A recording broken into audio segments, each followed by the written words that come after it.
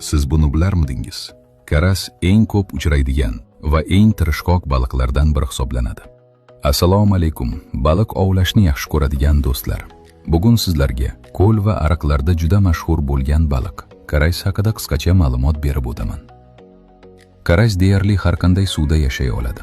Uni ko'llarda, suv omborlarida, hatto loyqa va sokin suvlarda ham uchratish mumkin. Shuning uchun baliqchilar uni xalq balig'i deb ham aytishadi. Karasni tutish uchun katta tayyorgarlik shart emas.